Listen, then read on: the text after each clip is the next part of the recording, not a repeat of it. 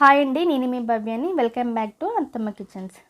ఈరోజు చూపించబోయే రెసిపీ అందరికీ ఎంతో ఇష్టమైన ట్రెడిషనల్ స్వీట్ రెసిపీ పూర్ణం బూరెలు. మనకి పూర్ణం బూరెలు ముఖ్యంగా పండగలకి ప్రసాదంగా చేస్తారు.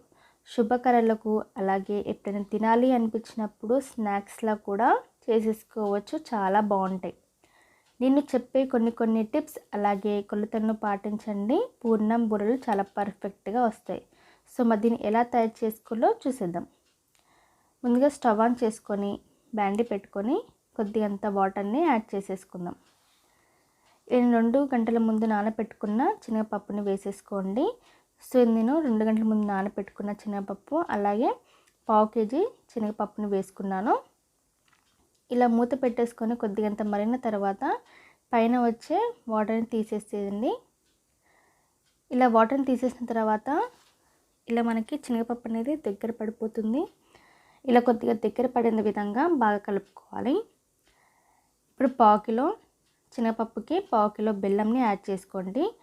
కొంచెం తక్కువ తినేవారు కొద్దిగా తక్కువ వేసుకోండి. అలాగే సో ఈ విధంగా బాగా కలుపుకోండి. సో బెల్లం కరిగే విధంగా కలుపుకోండి. సో ఇప్పుడు కొద్దిగంత కొబ్బరి పౌడర్ని యాడ్ చేసుకుంటున్నాను. సో మామూలుగా మనం ఎండు కొబ్బరి ఉన్నా లేదా పచ్చి కొబ్బరి ఉన్నా తురిమి పెట్టుకున్న కొబ్బరి అన్న వేసేసుకోండి. సో ఈ విధంగా బాగా కలుపుకున్న తర్వాత ఇదంతా నెయ్యిని వేసుకొని బాగా కలుపుకోండి.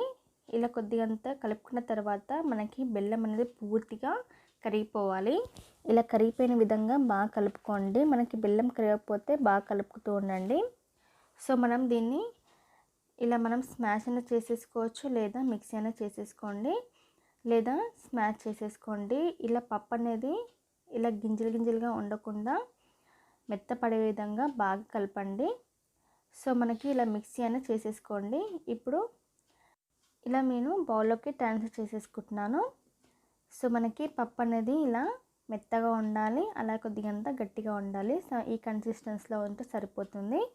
సో ఇప్పుడు నేను బాల్స్లో డివైడ్ చేసేసుకుంటున్నాను. నేను ఒక స్మాల్ సైజులో తీసేసుకుంటున్నానండి.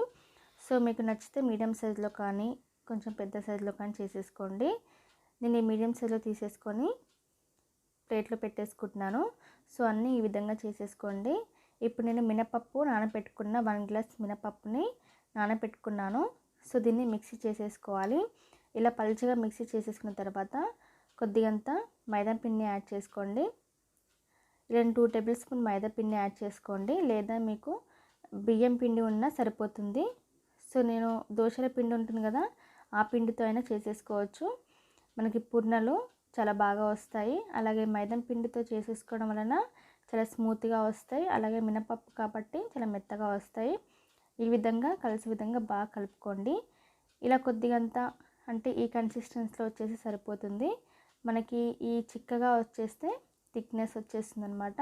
సో ఇప్పుడు స్టవ్ ఆన్ చేసుకొని ప్యాన్ పెట్టేసుకొని ఇప్పుడు డీప్ ఫ్రైకి సరిపడా ఆయిల్ని యాడ్ చేసుకోండి.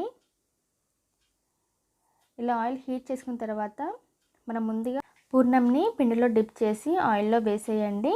ఇలా ఒకదాని ఒకటి ఈ విధంగా దాంట్లో యాడ్ చేసేసుకొని ఈవెన్గా డీప్ ఫ్రై చేసేసుకోవాలి. ఇలా మనకి బాగా ఈవెన్గా డీప్ ఫ్రై చేసేసుకున్న తర్వాత గోల్డెన్ కలర్ వచ్చే విధంగా బాగా ఫ్రై చేసేసుకొని ఒక బౌల్లోకి ట్రాన్స్ఫర్ చేసేసుకుంటున్నాను. సో ఈ విధంగా మనకి గోల్డెన్ కలర్ వచ్చింది కదా. సో అలాగే మనకి తోక పిండిలాగా వచ్చేస్తుంది కదా ఇలా. సో ఇలా రాకుండా ఉండాలి అంటే దీంట్లో నేను గరిట ఉంటుంది కదా, గుండె గరిట.